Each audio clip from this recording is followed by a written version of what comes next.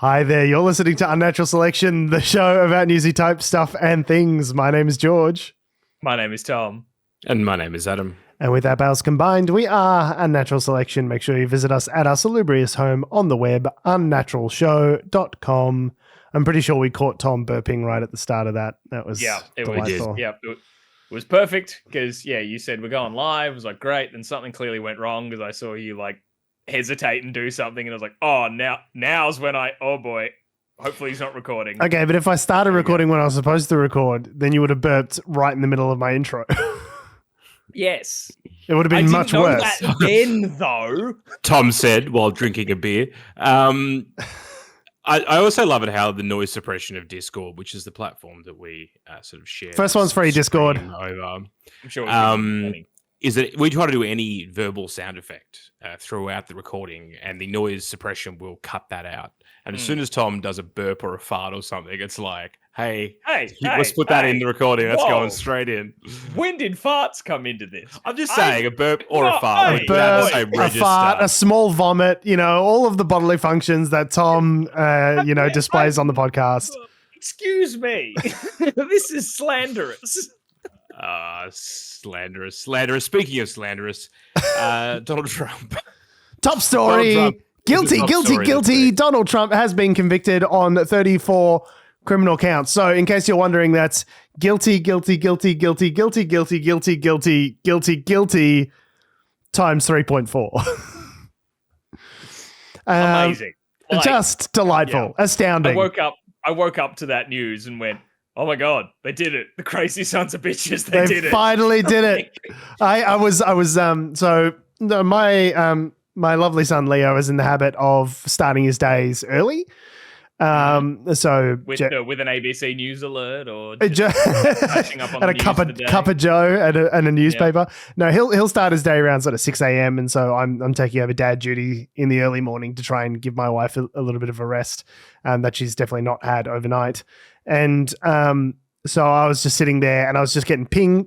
I was like, what is going on this? Why am I getting all these news alerts at 7 o'clock in the morning? Like, leave me alone, ABC. And I whip out my phone and Christmas had come early this year because 7 a.m. and I'm just getting all these notifications about how the big bad Donald Trump, how the penultimate boss fight has finally taken place and the guy has gone down like a sack of shit.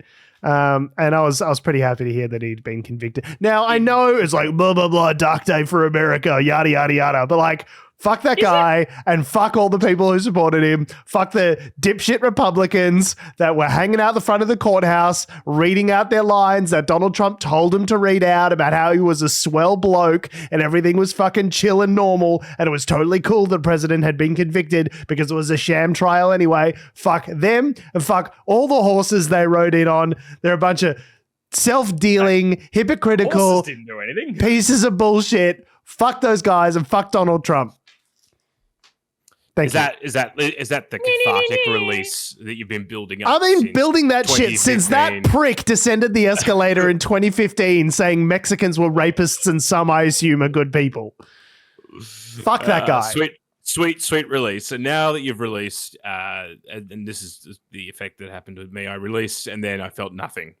And I still had an overwhelming sense of dread. See, after I release, I feel a sense of shame, and then I need to turn off whatever it is I'm looking at. That's generally what happens after I release, but you might be different. Yeah. No, just overwhelming dread. Yes, I understand. I think I had a similar sort of feeling, Adam, that I was like, oh my God, this is incredible. They actually convicted him on something. That's crazy. And you've got that high, and then you realize, well, he's probably not going to jail. No. And that sort of brings it down a little bit. And you're like, probably not even going to find him enough for it to bother him. That lowers it down a bit. And you're like, oh, he'll probably appeal it. That brings it down a bit. The appeal might work. That brings it down a little bit more. He can still run for president because they're totally fine with criminals running for president. So that brings it down a bit more. Like, even if they do put him in jail, and it goes up a little bit because you think about him in jail. That's good. Like, he can still run from jail and it just drops down a bit there. And then you're like, but all the people who supported him, this won't bother them anyway. And it drops even further to the floor. Yeah, it's like, oh yeah, I see that. Yeah, like the thought process just goes through. That was Tom. That was put well succinctly put. That's pretty much what happened. And it's even worse than that. Is that the people that supported him will use this as ammunition to further the crazy belief that everything in America is broken. Which there is some things that are broken, but like and because like Trump, I'd rarely give him this credit, is a smart man in some ways, in that he's been sowing the seeds of that for years, right? Like he's just been laying the groundwork so that if he was ever caught and convicted on anything, that it wouldn't matter. Which is definitely the behavior of a not criminal. Oh yeah, that is definitely the behavior. It's to sow the seeds of doubt to undermine the process. So to such an extent that when you are convicted, it's not a question of if you are convicted of a crime, it's a question of when you are convicted of a crime, that the discourse and the information environment will have become so polluted that it is in fact not possible for two different sides of politics to live in the same information ecosystem. That behavior is not something an innocent person generally does. They don't try and break epistemology to get out of being held accountable for their crimes. Like, that's the sort of thing a guilty person does, in my experience. Yeah. Either that or you're a prophet, depending. It's like I told you guys this would happen. And then you can go full on religious figure and like, rather than pretending to be a cult figure, actually embody the full, L. Ron Hubbard type grotesque, I told you what would happen, religious cult figure that he is. Yeah, entirely possible. We should clarify as well. So this is one of 4 criminal cases. There could be more. Yeah, there could be more. I'm back up there again. Was the Stormy Daniels thing? Yeah, these were 34 counts of falsifying business records, and those records were related to how $130,000 was paid to Stormy Daniels for not talking about their affair. So not the actual paying of the money, though. Like, that's legal, I guess, if you want to hand if he just paid her out of the campaign or whatever, yeah. Well, yeah, if he just said, here's $130,000, don't talk about it, that's fine. But it was all done through intermediaries and his business and all this sort of shit. So he, Michael Cohen, his lawyer at the time, took out, basically added money onto his mortgage in order to pay Stormy McDaniel. I think her real name's Karen McDougal, I think. McDougal, yes. To pay her this hush money, he was then compensated by Trump, and it was put down as like a reimbursement. It was put down as for services rendered for legal fees. Of course, he wasn't actually performing any legal duties for him at the time, but let's just go back. So this is the guy that's the star witness who is testifying against Trump now. Yeah. Let's smash cut back. Yeah.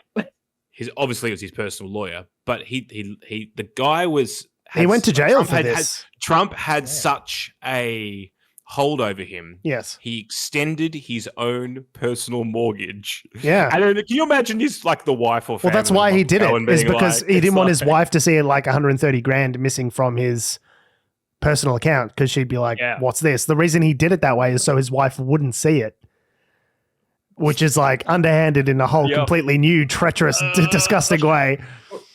Yeah, it's amazing. So not only did you not achieve that, well, you might have achieved she didn't notice, but then it became a national news story. Yeah. So now she definitely noticed, and it brought down the first criminal conviction onto a president. Well, but there was that. So he was convicted of this offense, went to and served jail time for it.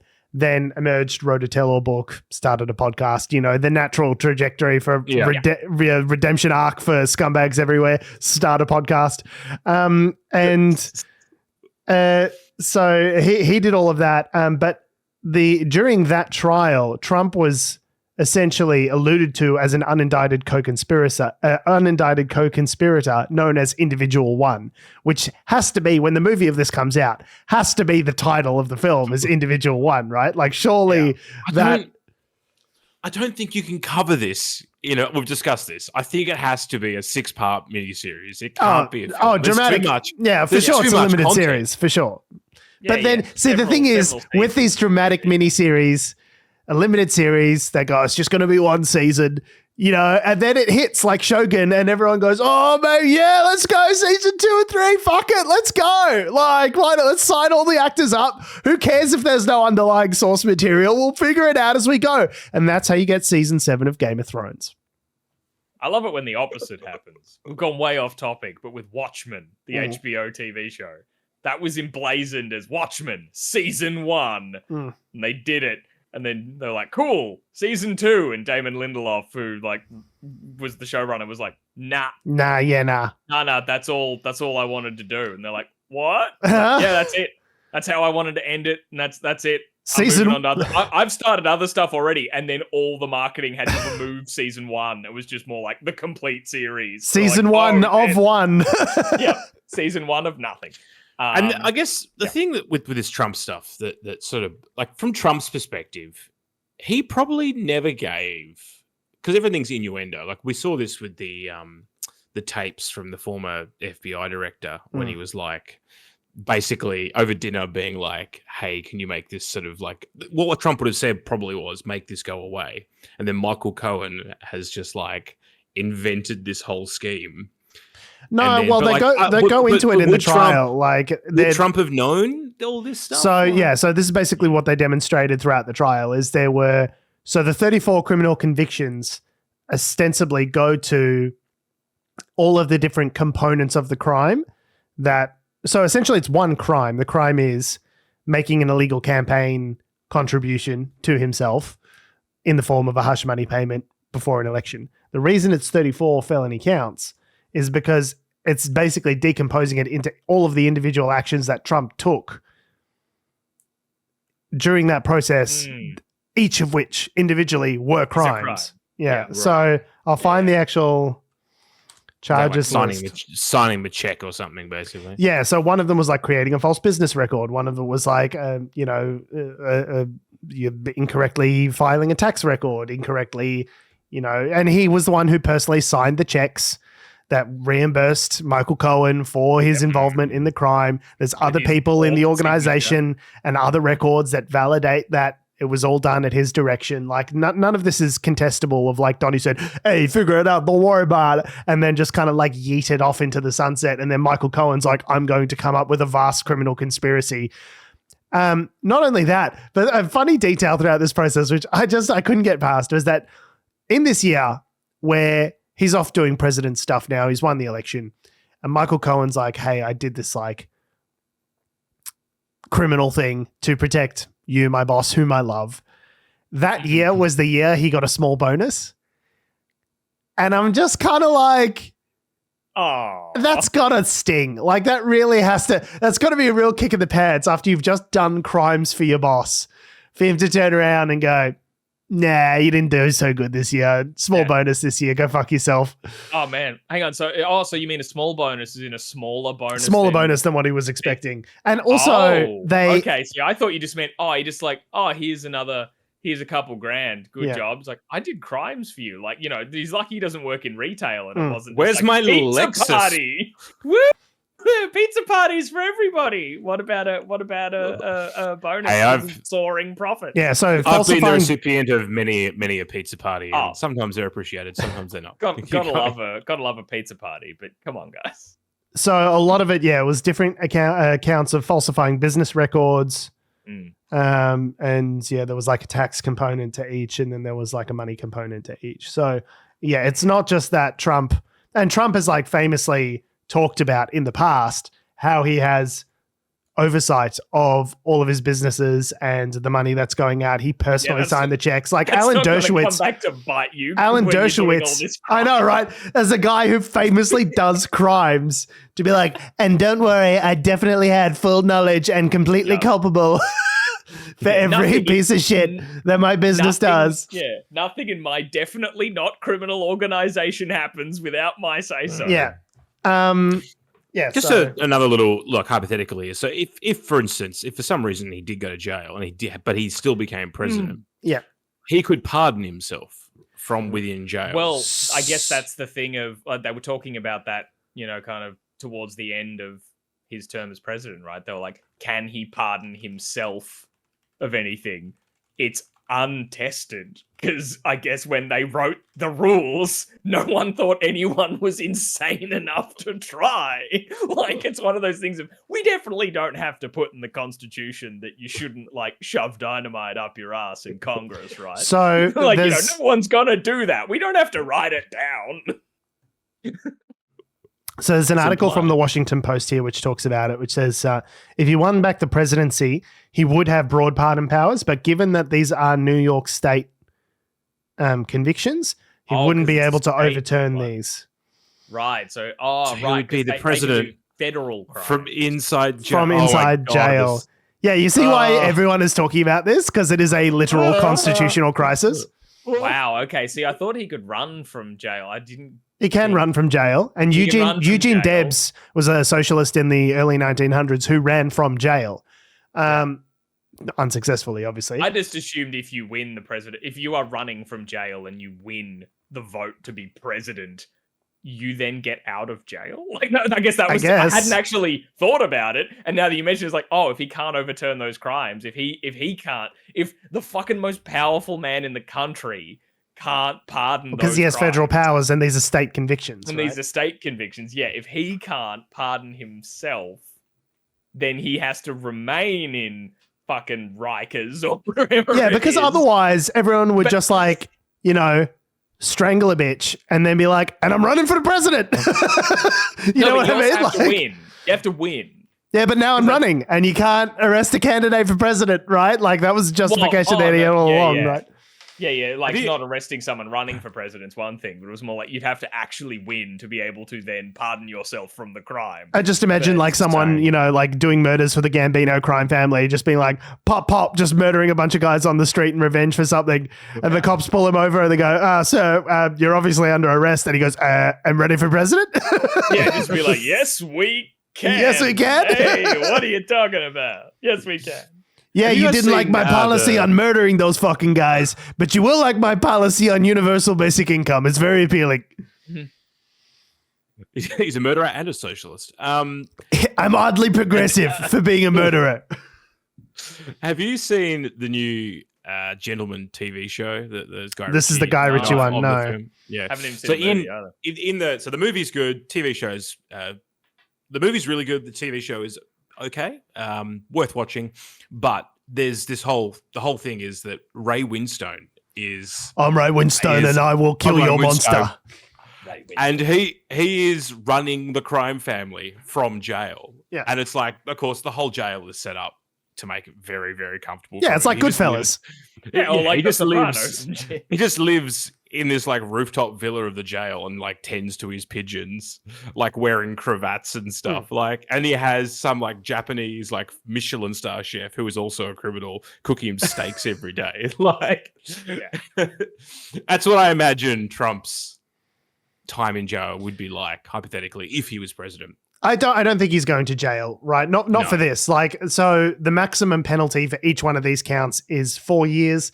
The worst case scenario, like in the most serious cases where a crime like this happens, where a white collar criminal gets convicted, they'd probably serve those 4 years concurrently. He's not going to go to jail for 4 times 34 years. They'd be served concurrently. Now, given his status as a person who is essentially the Republican nominee for president, who's currently slated to win the presidency, I very much doubt that the judge, with his discretion, is going to turn around and give him actual jail time. I just don't see that. Do the funniest thing possible, because as you say, the penalty can be up to 4 years. Now, what else lasts 4 years? You might be wondering. Exactly US 4 years. Presidential term. Exactly 4 years, starting January 6th. Yes, I think the judge has the opportunity to do the funniest thing ever. Yeah, I mean, there has been some polling which says roughly 67% of Americans will not change their vote as a result of this, but that does leave lower than I thought. 33% of Americans who would conceivably change their vote, and you would have to assume it'd be in the negative. I can't very much imagine that someone was waiting on 34 criminal convictions to switch their vote to Trump. I have to imagine those votes are going away from Trump in a singular direction. But it remains to be seen whether this is going to have a massive buoying effect on the Biden candidacy, which up until now, as a result of, sort of prices being high as a result of inflation and his Gaza policy, has been rather stagnant. So, yes. And also him just kind of being a real bore. Like, he's so old, man. He is old, man River. But Trump he's not a compelling man. Trump is not that much less old than Biden. He just has the energy of mania, which makes him feel younger to us. I think a lot of cocaine in the 80s. Yeah. will do that. So Although then again, he famously doesn't drink, so surely he'd also avoid probably other illicit substances. Maybe he's been stone cold sober this entire time. That's honestly the more terrifying possibility.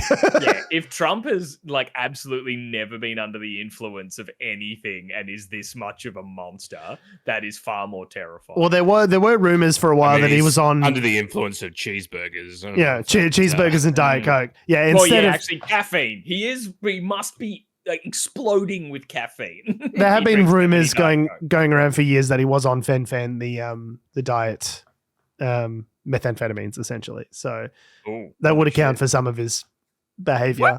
But honestly, you're right. More terrifying if he was in fact sober this entire. If this is just unadulterated, pure black tar, 100% Colombian Trump. If this is just uncut Trump, then that is even worse. Absolutely crazy. Now, Adam, something you brought up in our chat, because yes, we do talk outside the show, the three of us. It's crazy to think. I refuse to. It's not in my contract. So yeah, it's true. I think George has one of those.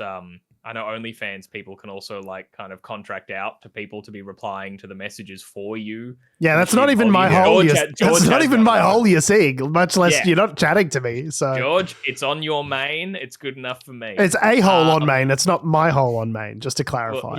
Well, it is. It is a hole on main. Anyway.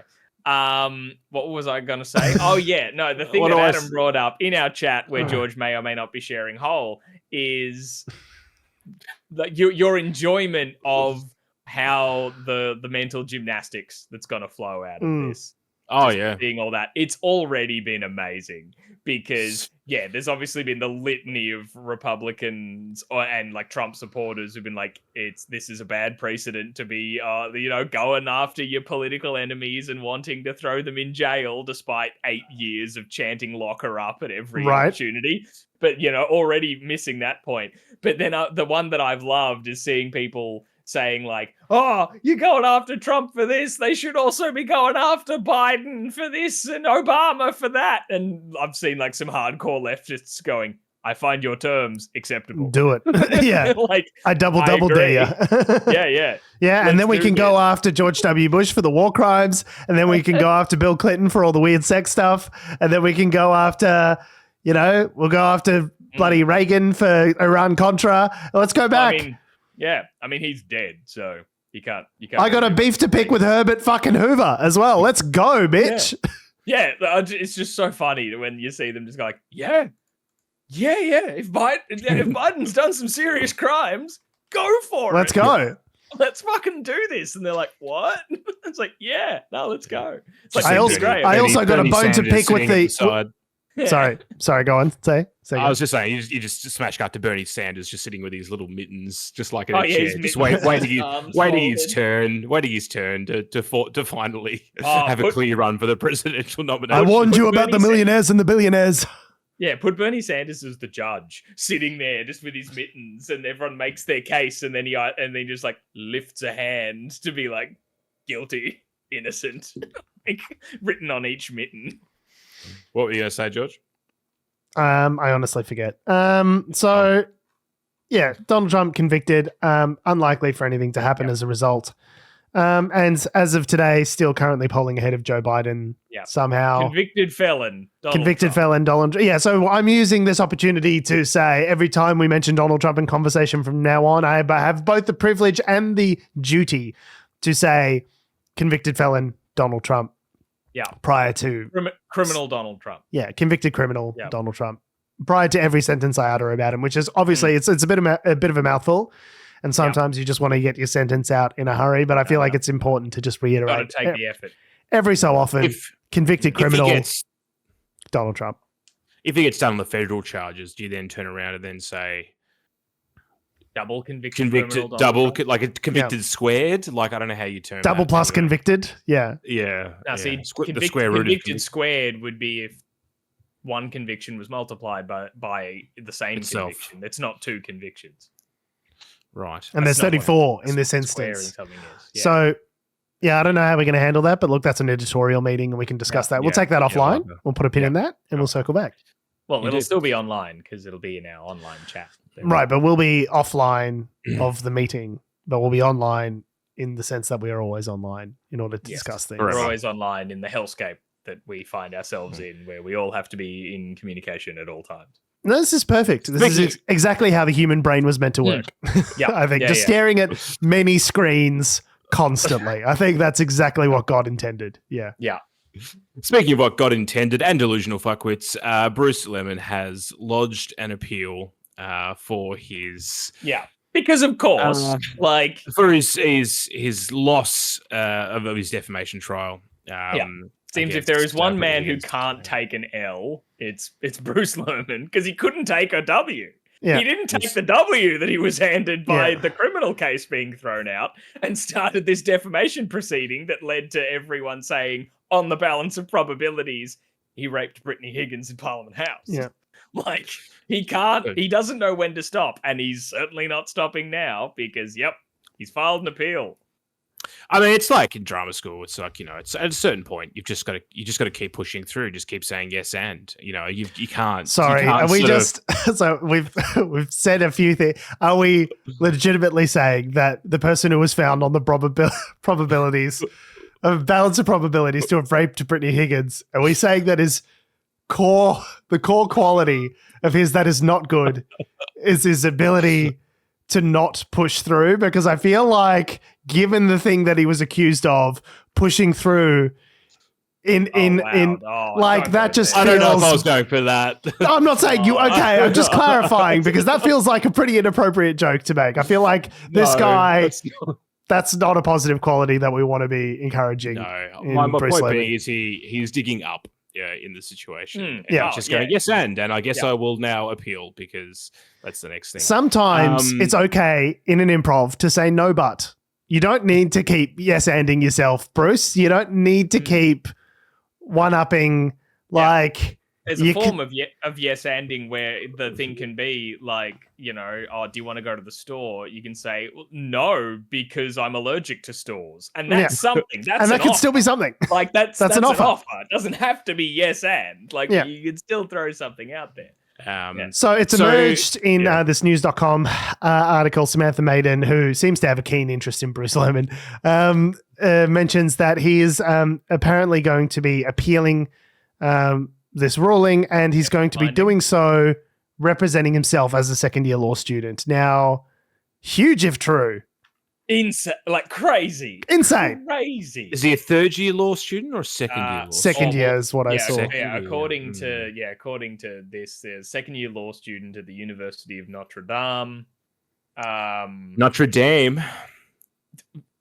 Okay. I don't know. I've been watching. My partner's been watching the OC for like the last 3 days. And do they say that often? Notre Dame. Does that come up a lot? Or they talk about college and they're like, Harvard, Notre Dame.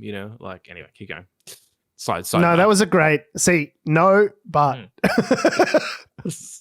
let's talk about something else entirely. I love your energy.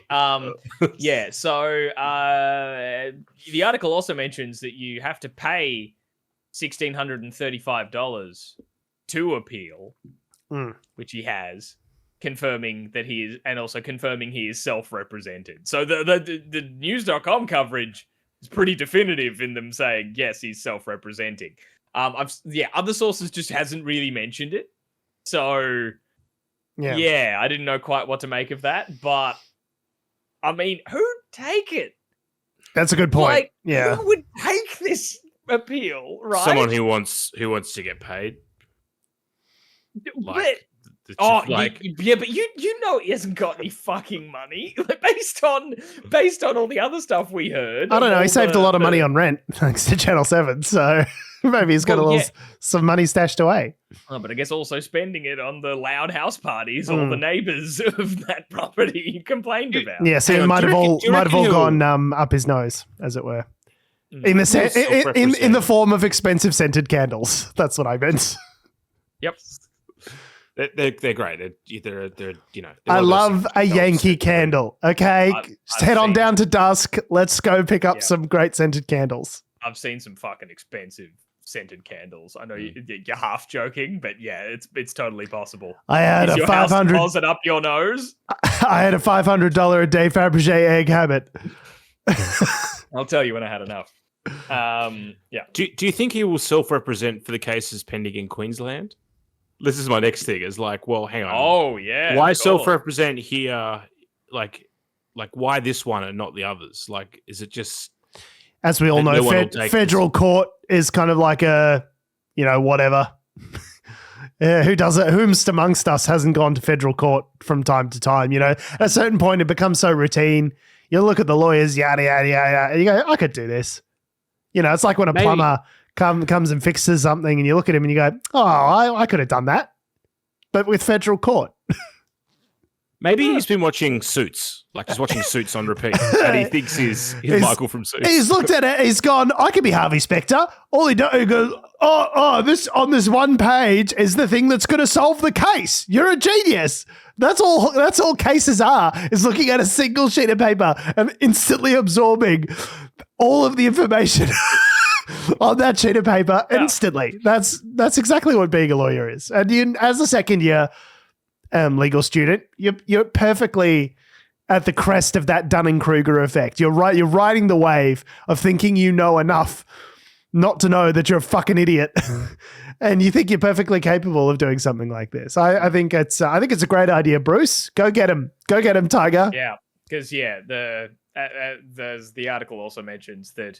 So while it's like he lodged the appeal paperwork himself, and I think he signed it himself and all that sort of stuff, as I guess it's traditionally filed and signed by your legal counsel, which is what's led everyone to be like he's self-representing. He apparently it has been stated that the barristers and the SC involved in the initial case are not involved. I'm not signing on. So they aren't like, we're gonna fight this. We're going to take this all the way to the top. Huh? What's that? How much is in your checking account? All right. Well, good luck, Bruce. We'll see you later. Yep. He's on the hook for millions of dollars in court costs for the other side. So I don't see how he could possibly have the resources to pull this off. So Lisa Wilkinson was seeking, I think, $1.8 million for her defense, which she was going to take from Channel 10. From Channel 10, correct. So basically she was saying Channel 10 then passed that buck on to Bruce, though? Well, yeah. So Channel 10's costs, assuming that they're the ones who paid all of the costs, would be passed on to Bruce Lerman. So that 1.8 million was, I think it was more than that in total, because there was like her lawyers and then there were Channel 10's lawyers as well on top of that. But I think the argument... Is it like double? Yeah. The argument that she was making, I think, and not having looked at that case in depth, but from what I understand, is that it was about, because she was acting as an employee of Channel 10 at the time, and it was based on the result of her journalistic work, that Channel 10 should have been responsible for paying for her lawyers as a result of this trial, which seems like completely fair and reasonable to me. But she also got her own, she chose her own legal representation. There was a whole thing about that, I thought, just to because she sought her own legal representation rather than just being a part of Channel 10's. Which makes sense because, your lawyers are responsible for you, their client. Channel 10's lawyers are responsible for Channel 10. Channel 10. And if there's an opportunity to throw you under the bus, they might just do that because it's in their best interest, right? And in defamation cases, in terms of what journalists write, it's not just the network or the publisher. The actual individual journalist themselves is on the hook. So yes, that's where you'd want to be picking your own representative. You get your own counsel for sure. Yeah, of course. So it is probably a very interesting way to segue to our next story, which is about some of the conversation, shall we say, which is also the source of this article that we're looking at, around Laura Tingle's comments on racism, in particular Peter Dutton's budget reply speech that happened recently. So for context, Laura Tingle, she's the chief political correspondent for the ABC's 7:30 program. She was a part of a panel at the Sydney Writers' Festival. As it turns out, journalists do a bit of writing, and that they go to this thing called the Writers' Festivals occasionally. So there was a question of some sort of kind, and Laura Tingle basically made a bunch of comments around how she thought Peter Dutton's budget reply was pretty racist, and then basically said that Australia is a pretty racist country. Well, I'd like to give her remarks in a bit more context than that, so I'll read them out. Sure. In the context of a discussion about immigration, during which she referred to a previous remark by Nikki Sava, another one of the panelists, Tingle said, "On the night of Peter Dutton's address in reply to the budget, I was sitting there with this terrible chill running through me thinking, okay, we're back into this territory. I don't think... ...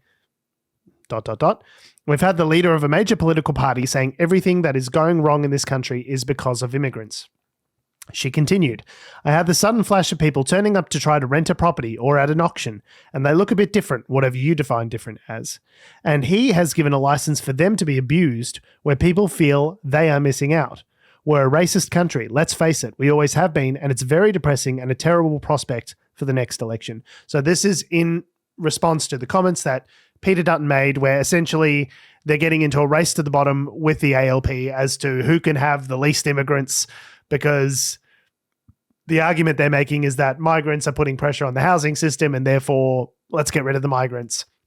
And it doesn't really, like, there's obviously, we've talked about on the show previously, there's a lot of other things that migration is really important for in Australia, and I don't think cutting migration is necessarily going to solve all of those problems. The least of which, housing supply aside, there's a bunch of other things that will break in the economy if we pump the brakes on immigration to the extent that Peter Dutton has suggested, right? And I don't think it's, like, given all the race baiting and all the sort of stuff that the LNP has done over the last couple of decades, I don't think it's crazy to make that connection that it's a racist attack. Anyway, so tell that to the Australian. Well, the Australian said, "Hold my beer." You don't think that's crazy? I'll give you crazy. And then there's been a deluge of right-wing shitheads basically calling for Laura Tingle's head. These are the anti-cancel culture people, mind you. The people saying, "Oh, this woke cancel culture is ruining everything. You can't say anything anymore. Can't say anything these days." Also, the people saying, "Give me your fucking head, you communist cucks." Yeah, can't even commentate when you're a political commentator anymore. Yeah, where's what's his name from Sky News? Paul Barry. Paul Murray. Paul Murray, yeah. Where's Paul Murray when you need him? Where's the defender of freedom of speech when you need him? Yeah.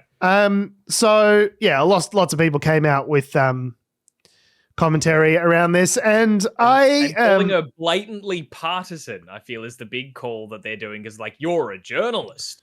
You shouldn't have beliefs. Yeah, you should exist in a vacuum. Convictions between the hours of 7:30 and 8 p.m. That is when you exist. You are a political editor. You shouldn't be political. Yeah, imagine.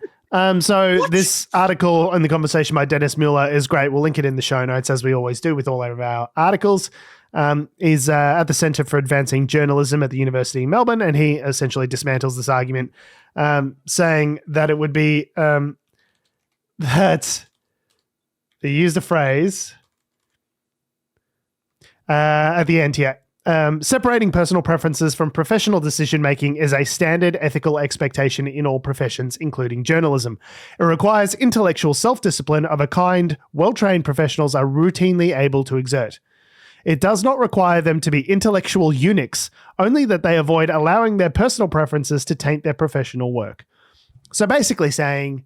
And that's it. That's it. As someone who studies journalism, she was not there in her capacity as a representative of the ABC. She wasn't doing journalism. She was asked as a private citizen what her view was about a particular topic, about which she is tremendously well informed. And she gave an honest answer, which is like, and honestly, kind of a mild answer. Are we just here on the radical left, anarchism? Like, is this the anarchist hour with Tom George and Adam spectating? Like, what? It was a pretty anodyne comment as far as I'm concerned. Like, Australia is a blatantly racist country, and doing a race to the bottom as to who can cut the most migrants seems inherently racist. That's just my opinion. But like, I don't see what's so insulting and like horrendous about her comments that everyone felt the need to pile on like this. Like, well, because they, I guess they're always looking for an excuse no matter what. But yeah, yes, that's the answer. Is they're bad faith actors? That really is it. It's definitely they're bad faith actors. Yeah. But I think the part of it that they're going for, which they may even like believe to some extent, is that they think then, like, oh, well, she can't be a good journalist because we can't trust, like, if she ever is saying anything that is negative of Peter Dutton or whatever, it's like, well, we know that how she personally feels. They already knew how Laura Tingle feels. They were already having a go at her. None of this is a surprise. And journalists. What? Someone on the ABC's left of centre? Oh, hold on while I clutch me pearls. What shock and horror. Well, and it's mainly that, surprise, journalists are people. Yeah. Like, people have thoughts and their opinions and feelings. Like, these people, more than any, should realize that people have opinions. They certainly seem to have a fucking lot of them that they like to tell us about. Yeah, Peter Dutton's got a lot of fucking opinions. Let's talk about as a way of gauging whether or not Australia is in fact, as John Oliver quipped, a comfortably racist country. Yeah. I think as Kesha said once, like, someone described that Iggy Azalea comes from racist island. I was like, yep. Yeah, fair enough. I can't remember the context I read that. But yeah, it was about Iggy Azalea. I've compiled a list of things that the Liberal Party has done within our lifetimes that could be conceivably looked at as racist, and you guys can make your own decision as to whether Peter Dutton's Liberal Party is, in fact, a racist bag of shitbags. So the 2019 election ads. So during the 2019 federal election campaign, Liberal Party faced backlash for running ads that were seen as fear-mongering against Chinese and Muslim communities. The ads were criticised for their xenophobic undertones. This is something that goes back years and years to, sort of One Nation and Pauline Hanson. Pauline Hanson whipping off a burqa on the floor of Parliament. Totally cool and normal behaviour. Section 18C of the Racial Discrimination Act. So in 2016, members of the Liberal Party, including Malcolm Turnbull, pushed for changes to 18C of the Racial Discrimination Act, which protects against hate speech. Critics argued that these changes would weaken protections against racial discrimination, which spawned the all-timer Hall of Fame quote for George Brandis, "People have a right to be bigots, said by someone who is definitely not a racist." Peter Dutton's comments on Lebanese immigrants in 2016 was a banger year. In 2016, then Immigration Minister Peter Dutton, someone who should obviously know better, by the way, to cut migration intake, someone who has been the Immigration Minister, one would think. The Immigration Minister, Peter Dutton, claimed that it was a mistake to allow Lebanese Muslim immigrants to enter Australia in the 1970s. What was the question? Suggesting that they were linked to terrorist activities. The comment was widely condemned as racist. It's insane. In what context do you bring up, like, what was the question? Can you just retroactively decide? Yeah, it's happened, Peter. You got. So we'll just hop back into the Wayback Machine, go back to 1970, 50 years ago, and fix it up. What was the question? Yeah. Sorry, Tony Abbott's remarks yay or nay on whether or not anyone in the country who is first generation Lebanese in Australia. Yeah, should they go fuck themselves, Peter? Should they go fuck themselves? Like, yeah, what are your thoughts? Tony Abbott's remarks on Indigenous Australians. So on numerous occasions, former Prime Minister Tony Abbott made several controversial remarks about Indigenous Australians. In 2014, he referred to living in remote Aboriginal communities as a lifestyle choice, which was criticised as dismissive and insensitive. Citizenship changes in 2017. They were on a real tear in the mid-2010s. The Liberal Party proposed changes to Australian citizenship laws that included stricter English language requirements and extended waiting periods for permanent residents to apply for citizenship. These changes were viewed by some as discriminatory against non-English speaking migrants, which of course they were. Scott Morrison's comments on refugees. Prime Minister Scott Morrison, while serving as Immigration Minister, was known for... Why do we always pick the most racist fucks for immigration? Anyway... was known for his hardline stance on asylum seekers. His policies, such as offshore detention and turning back boats, were criticised for their harshness and perceived racial targeting of non-white refugees. And that goes all the way back to Howard, by the way, in the early 2000s. This is not a new thing for the Liberal Party. This has been the cause célèbre for the far right for our entire lifetimes. I once had a conversation with a woman at my friend's wedding. This was at the start of this year. And this is a woman who was born in South Africa and grew up and lived in the UK. And we had a conversation about how comfortably racist Australia was, so much so that she agreed that it was the most racist country that she had ever visited in her lifetime. This is from a woman who was born in apartheid South Africa. Proposals to ban the burqa. Ah, yes. Several Liberal Party members, including Senator Cory Bernardi and former MP for, what would they call him? The member for Manila, George Christensen, have called for a ban on the burqa in public spaces, a move that was criticised as targeting Muslim women and promoting Islamophobia. The treatment of the Biloela family. The case of the Tamil family from Biloela, who were detained and faced deportation despite widespread community support, drew criticism of the Liberal Party's immigration policies as being overly harsh and racially discriminatory. The apology. Peter Dutton refused to attend Kevin Rudd's apology to the stolen generation in 2007. And this was after a decade of John Howard refusing to acknowledge the government's role in the gap between Aboriginal Australians and white Australia.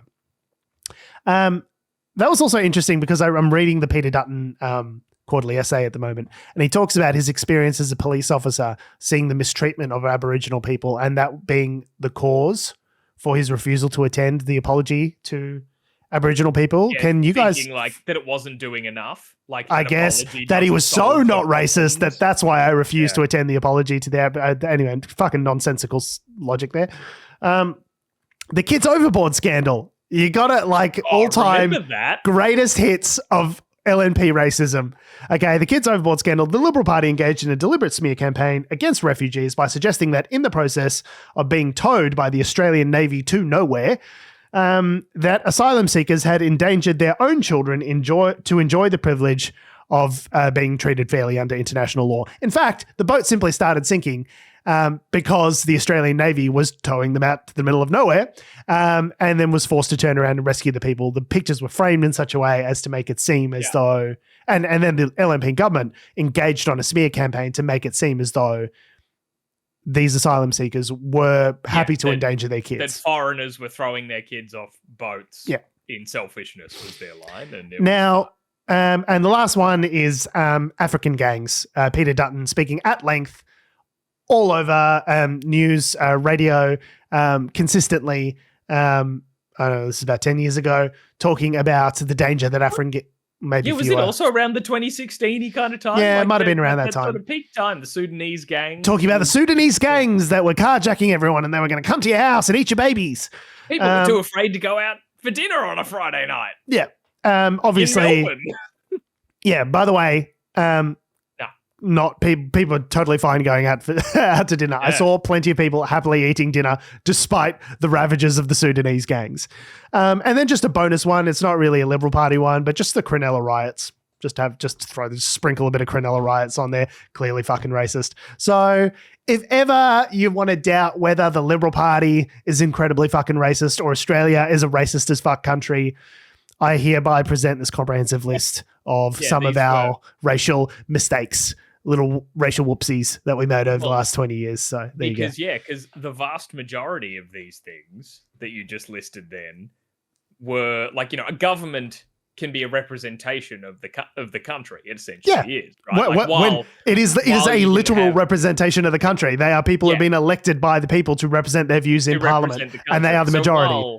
While there can be I guess I'd say we would be examples of people who while not agreeing with the government. So obviously there are individuals and a society at large in a country that can be a bit different, but a government's behaviors and policies are kind of that is the representation of a country. And all these actions that you sort of said that you did say were undertaken when the people involved were the elected government. Yeah. So that's the actions of the country. That's the official actions of the country. And the fish rots from the head down. When the people who are the frontline ministers, the front bench in your cabinet, the people who are the prime minister in some of these examples, are undertaking these actions and saying these things, it is a reflection of the country and a pretty piss poor one. And Adam, I really appreciate you got your patient face on. You've been sitting there very patiently while I went through my list. So I want to thank you for letting me have my say there. It's all good. It was a good little spiel. I wrote that. That took time. Yeah, no, it's good. I think put in the effort. I think whether or not we're a racist country, that debate. Yeah, it's over. We are. The fact of the matter is, there are a bunch of people that reckon we are, a bunch of people that reckon we aren't, and us saying that we are is just going to anger the people that reckon we aren't. And why would you be upset about that unless you're a fucking racist?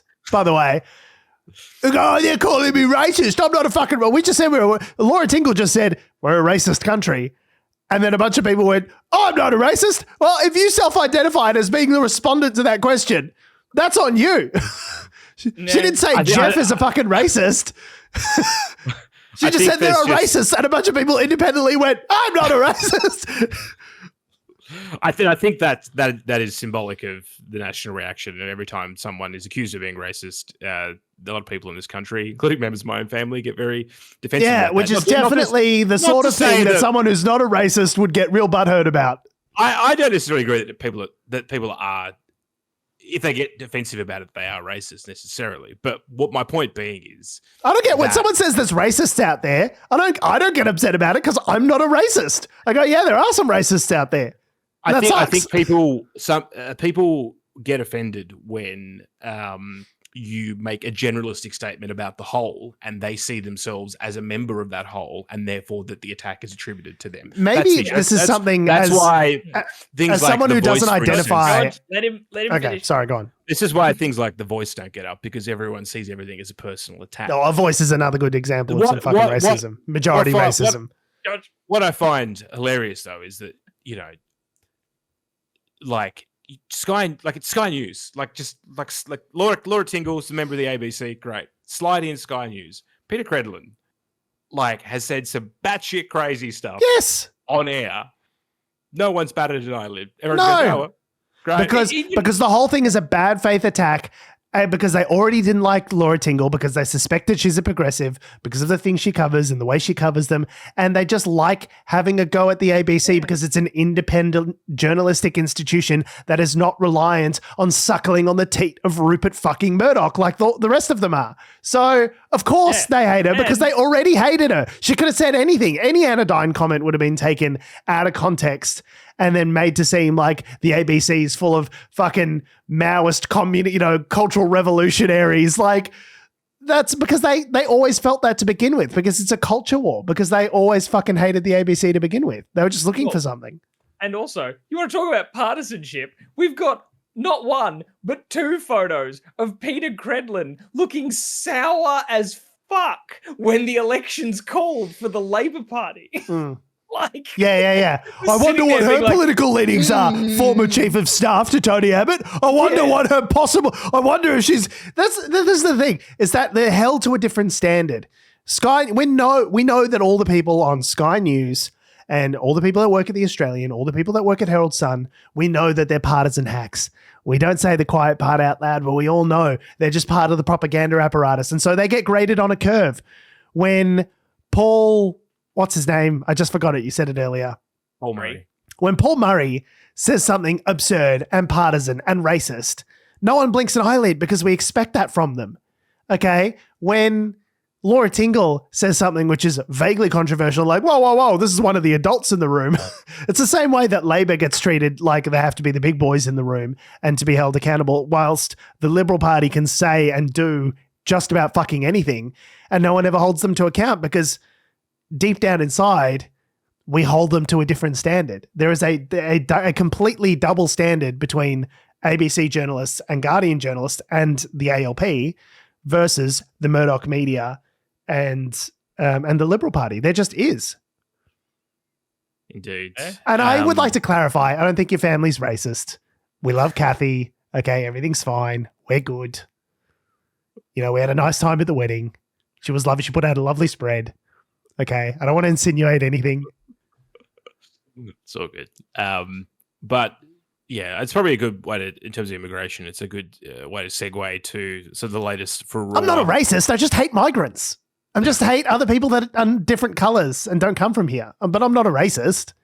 I just hate the Browns. As someone who doesn't identify as fully white, I do think there is something about my interaction with the majority culture here in Australia that differs from your guys' experience. Like I grew up knowing that I was Italian and Greek and that I was not from here.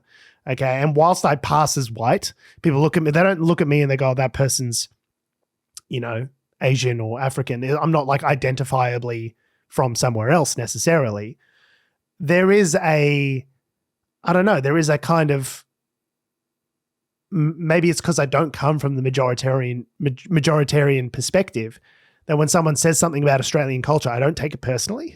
Like maybe it's because I've been on the outside looking in, but like just the idea that all of these, like the silent majority and the unheard Australians, and the Australia is this white cultural homogenous monolith, and that everything that anyone says about Australia is an attack on you personally, is just not something I can intellectually. I have no theory of mind for that. I can't get into the shoes of someone that thinks that way. But it is a thing where it is attack on one is attack. People, if people identify as a certain part of a certain spectrum, but don't you think that's jingoistic? Like to go, it's us and them. It's otherizing other people. Like my point is that to assume that you all think the same way. That is the cultural phenomenon. And if we had to describe a word for what that is, would that word be racist?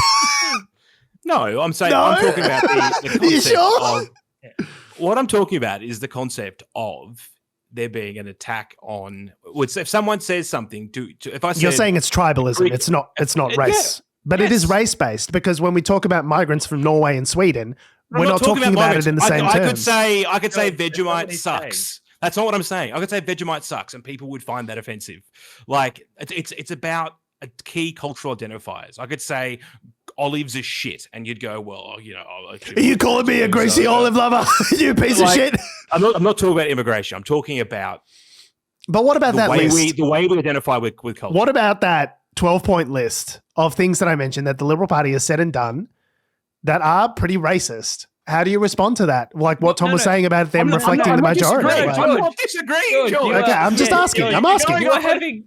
You're having two different arguments here. Adam, unless I'm misunderstanding you, Adam, here, but Adam is not arguing on the opposite view. Like Adam isn't arguing that Australia isn't a racist Okay, that's all. I was just checking. I'm just saying. Conversation. I'm just saying we've covered that. Yeah. My point is the reason I need to hear you say react.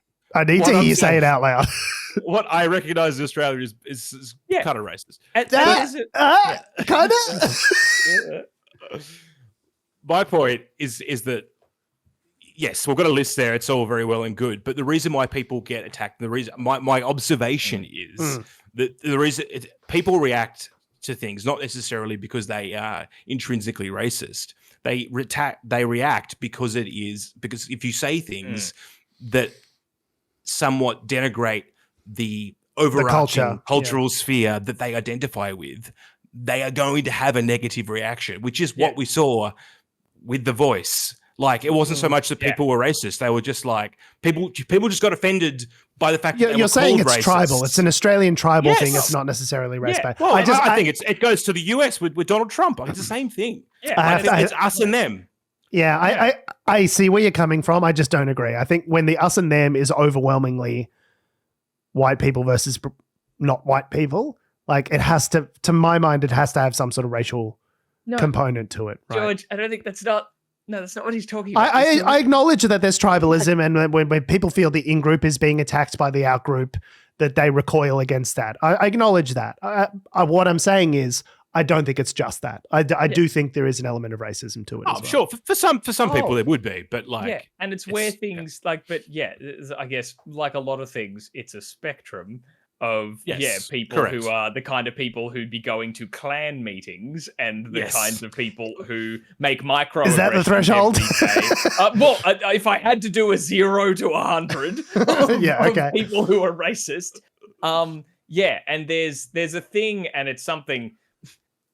I almost hesitate to make this comparison because it's also a race-based one, but that white people just have, I know because I've experienced this myself, is discovering how you are part of the problem is inherently is a difficult thing. That it's hard. Self-reflection is hard. It hits people in a lot of different ways, and some people it hits being like, guilt, and then that is a motivator to better yourself, or others are reflexively insulted by the fact that they'd be brought into that, because either they just think, well, hey, now they get into like thought policey conspiracy kind of crap, or they feel that the way they're behaving isn't. Yeah, it's like, what? Why? I'm part of the problem. I'm not part of the problem. I've never done anything wrong. And there are some. But I guess what I'm saying is that response is that's wrong. But that response, that recoiling from it, there is an element of racism in that. By being the white person in the white majoritarian culture and saying, I have nothing on which to self-reflect. I'm not wrong. Everyone else is wrong. There is an element of racism to that. There is a kind of white supremacy that is at the heart of that thinking. 100%. Which is racist, right? Like not realizing you are part of the problem, even if you're someone who thinks you've been generally like quite good at that sort of stuff. Like, yeah, but it's a whole thing of just by being in the culture, right? It's to jump to another big issue like this of gendered violence and things like that. It's you may never have been violent to a woman before, but the patriarchal behaviors and thoughts and concepts and culture seeps ideals is upheld through other kinds of actions, and being told that is a difficult thing. It's uncomfortable. I'm just saying that. Yeah, I mean, yes, is racism a part of that reaction? Yes, just to a certain extent. But I think the larger thing is it's a reaction against exactly everything that Tom just described, which is. And as a white man, I should trust you. I know. All I was saying was that's a great list. Thank you. But these are all observations that we've had before, and it's this phenomenon from the Liberal Party is not. It's nice to have it in a single list. You know what I mean? It's nice to have it to refer back to. I can see Adam's eyes are like desperately begging me to move on. So please move on. Dig God. The next article. It's a great segue we've got. Oh no! It's the immigration minister is the next article. Oh fuck! Immigration Minister Andrew Giles has tried again to deport offenders with Australian ties as pressure mounts on his job. So, reflecting Star Wars, the wishes of excited Star Wars fans everywhere, he gave a direction, the Immigration Minister, towards the start of this year called Direction 99, Execute Order 66, which was motivated by the New Zealand government's anger that Australia was deporting New Zealand-born convicted criminals who had spent most of their lives in Australia. So essentially what this order was saying is that what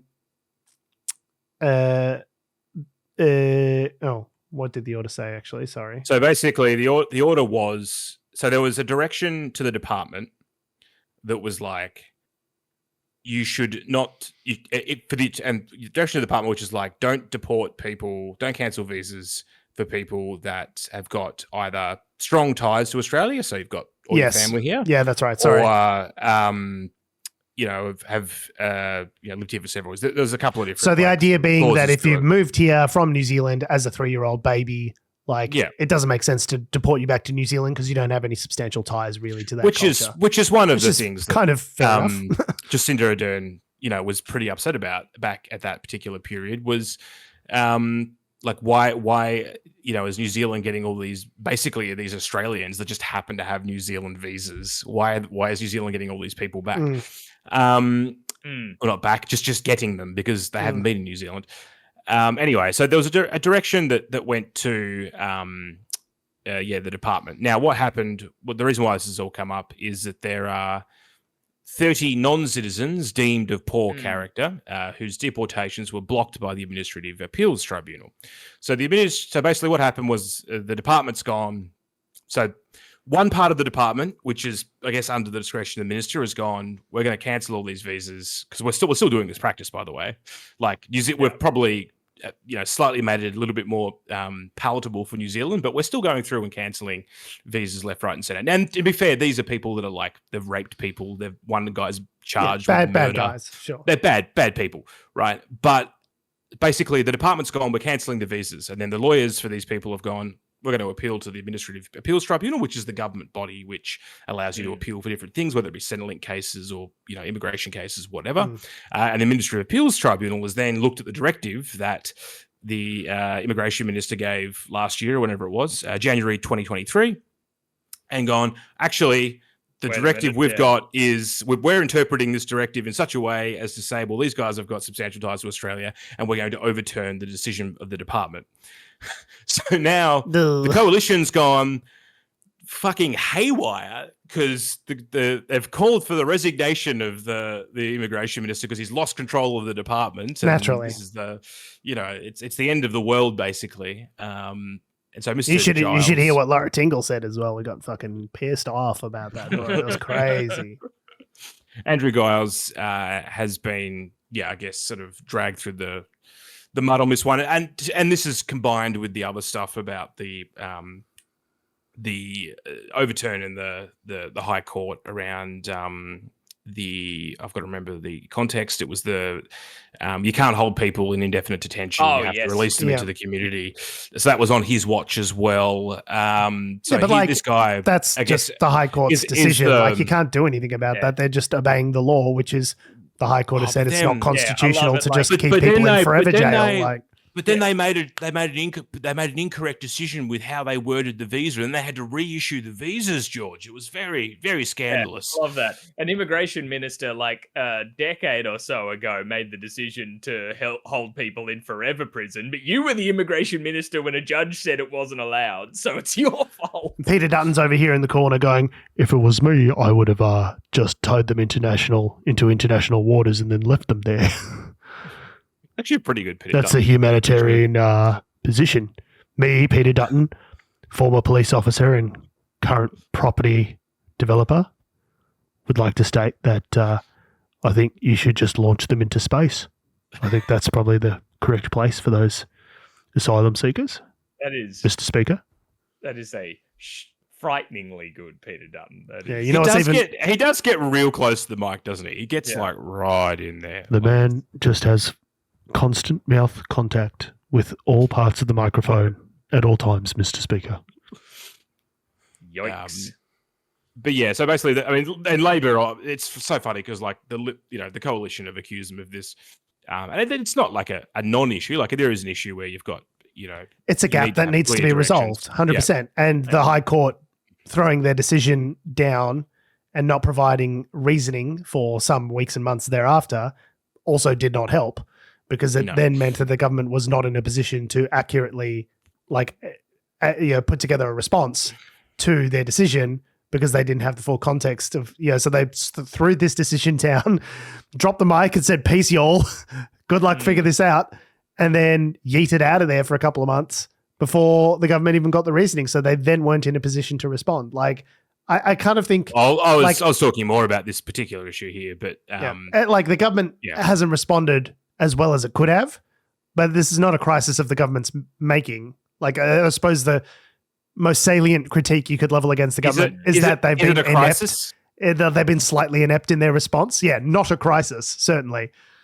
But somehow more of a crisis to the LNP than the forever jails that we had on Manus Island, Nauru, Christmas Island.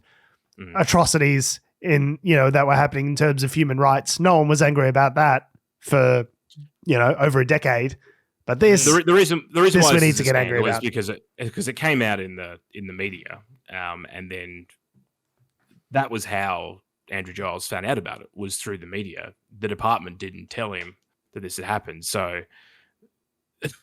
they then there was a bunch of administrative issue. All this is a clerical error, really. It's that's real bad, but just reissue a directive, you'll be fine. You'll figure it out. So when I hit reply, and I don't hit reply all, it actually just goes back to the person who sent me the email. So what you want to do is hit reply all, and ideally you want to CC Andrew in on this as well, just to get his 30,000 foot view on top of things. Just hit reply all next time. And obviously it'll be a new minister because he's going to be fired. But for the next time when there's a new immigration minister. Yeah, Hope you don't that's the have any hilarious sort thing of is that performance anxiety at work because you not hitting reply all can bring down a minister. Just so you're aware for next time. Okay, so bye. Performance review. You did great this quarter, Carol. Your KPIs are great. Everything's looking good. You did get the immigration minister fired because you didn't send that email, but otherwise looking pretty good. Don't worry. We've got plenty of immigration ministers. There's a whole backbench just full of them waiting, lining up to be immigration minister. So it's fine. You're still going to get a pay bump. So you're immigration ministers are often future prime ministers. Dime a dozen. So many. To be clear, Labor have said they're not going to fire the immigration minister. Which is exactly the sort of thing you say right before you fire someone. Yeah, which stage of the 12 steps? Yes, we have the support. Are we in now? The support of the full prime support minister. Of the party. Yeah, I have the full support of the party. Yeah. I'll cooperate with any investigation because then it got brought up in Senate estimates in which some of this detail came out. Anyway, they're going to issue a new directive. It'll be fine.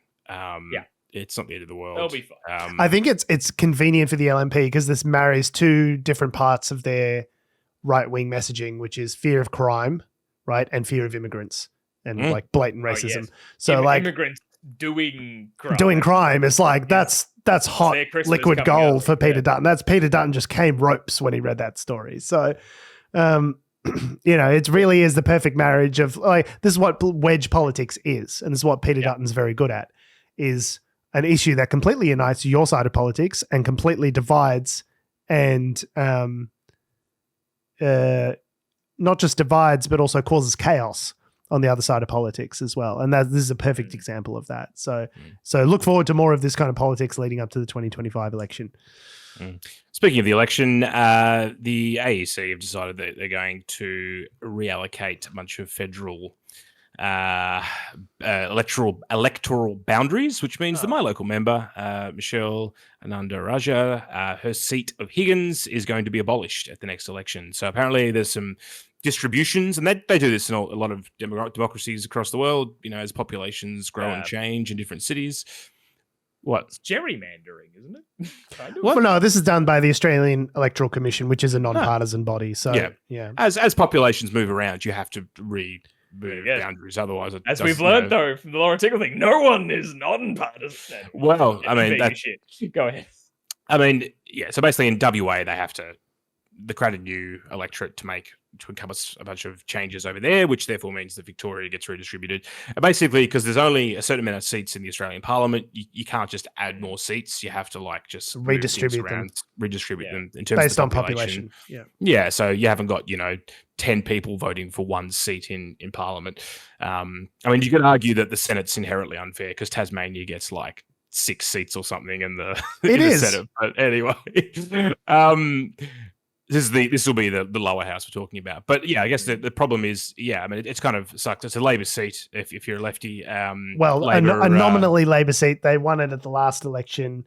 Well, would have been Liberal. Prior to that, the seat of Higgins had been in Kelly O'Dwyer's hot little hands for some time. So, it's kind of sucks that Labor has finally sort of achieved a marginal victory in the seat, and they're like, haha, it doesn't fucking exist anymore. Sucked in, Labor.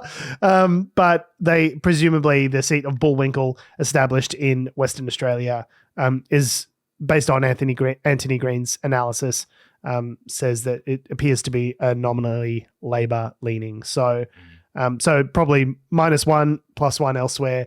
Doesn't seem like it'll affect the Labor Party too much at the next election. But one thing that we can say about Michelle Ananda Raja is that women of colour have had too much representation in Australia's parliament. They've had it too good for too long. So see you later. It's a bit shit because now she has to go and basically steal someone else's seat effectively. If she's going to the next. Well, if she wants to, If she wants to continue, Adam, I hate to break it to you, but every time there's an election, you have to compete for your job over and again. That's how being in politics works. She would have to move. I guess she could move to a seat that was Liberal last election. My point being is, if she went to another Labor, she would have to get parachuted into another Labor majority seat. To, Christina Keneally, Labor voters love that. Sort of, yeah. Anyway, it just creates an awkward sort of optics thing. I think if she... Moving sucks. I'm doing it at the moment. To do that just for work. Jesus. I think if she wanted to continue her career in politics, she'd probably have to look at a Senate seat at the next election. Maybe that's an option. It seems like, which is unfortunate because, like, all sarcasm aside, having women of color in parliament is actually super important, and it's a good thing. It's a good thing. So we should want to have more of that. And it does. She seems like a nice lady as well. She seems nice. It's one of those things. Better than Kelly O'Dwyer, who I did not like. So Kelly O'Dwyer, I was talking to this about to the boys in my old house. The boys. Do you have the Sky Rail in Victoria? The train, how they elevated the train track. They're removing the level crossings and putting them up. Level crossings, unobjectively a good thing. Great policy.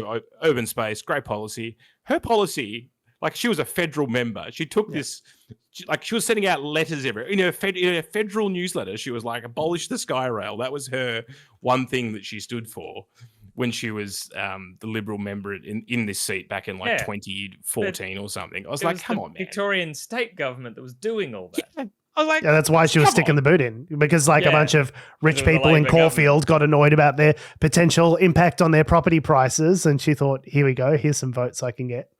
Yeah, I never liked Kelly O'Dwyer. I always found her smug. Last article before we've been going for nearly an hour and a half. Last article is that if you've bought tickets on either of the two major ticket retailers in Australia, Ticketek or Ticketmaster, your data may have been compromised potentially. Yep. Definitely, Ticketek has definitely had an Australian breach. Ticketmaster has also been hacked, at least in the US. I suspect there's some Australian data there as well. The Department of Home Affairs is working with them. So, an Australian government body is working with the US based on this. So, yeah. I mean, sounds like Aussie customers. Credit card details, names, addresses, PII. Well, I know that Ticketek, at least, because I got their email, the customer notification or whatever, compromised and stuff. They're swearing blind, nothing with the passwords, credit cards, all that sort of stuff. Because it was a third party. It's one of those. They're like, no, everything's encrypted, bro. It's fucking sweet. Don't worry about it. It's just your name, your email address, your date of birth, all your personal details. It's no big deal. Yeah. So it's like the third party was the one that was compromised, which had access to all these other sorts of things. They use different sorts of encryption for the credit card details and not storing identity documents and all that kind of stuff. So it's where it's whose fault is it? Ultimately, it doesn't matter because the data's out now. We can do a post-mortem and roll who's ever head rolling. But is it not weird though that Ticketmaster gets hit and then Ticketek get hit within a space of a week? Someone was really mad about missing out on Taylor Swift tickets. Yeah, pretty crazy. I mean, the queues alone to get into the personally identifiable information vault, just crazy. You got to get on at 8 a.m. and refreshed and it's bananas. And then you get in there and you add to cart several petabytes of personally identifiable information. I'll take that. Best available. I don't need to fucking be picking and choosy of the box or whatever, or whose ever details I'm getting. And you go to hit pay and then suddenly it's gone and you're back in the queue again. And you're like, what? My bestie's gonna kill me. It was my job to get all the tickets. It's me. I'm the problem. It's me. Yeah. I like that little analogy. That tickled me. Good. Thank you. You're welcome. Let's wrap this puppy up, George. On that note, we have been, we are, and we always will be Unnatural Selection. Make sure you visit us at our salubrious home on the web, unnaturalshow.com. Make sure you follow us on all the bullshit social medias that have, do, or ever will exist at our handle, Unnatural Show. Make sure you follow me on Twitter and Instagram at George Tsipos. You can follow me on Twitter at Tom D. Heath. And you can follow me down to the woods where I'll be cutting myself off from all online communication forever because either I'm a racist or, I don't know, my PII is going to get out there. And I think it's just best to go live in the woods. I think it's just the best solution to everything. I can not be offended. I can just live in peace and drink cold Milo. That conversation, that sentence took so many unexpected turns. I had no idea what to expect. It's pretty good. You'd be nice and peaceful out there until the possums developed enough communication to be able to call you out on your bullshit, and then you're like, "Oh, here it goes again." Yeah, God you've damn it, elected the to dogs have Wi-Fi now. What the you've elected to become the Unabomber. That's what I took from that. On that note, no, I already did that. Oh, why do I keep doing that? Okay, we love your faces. We'll see you next week. Goodbye. Bye. Also, if you are giving a puppy as a gift, don't wrap it up. They need to breathe. You need air holes. Yeah. Boy, did I learn that the hard way. Mm, mm.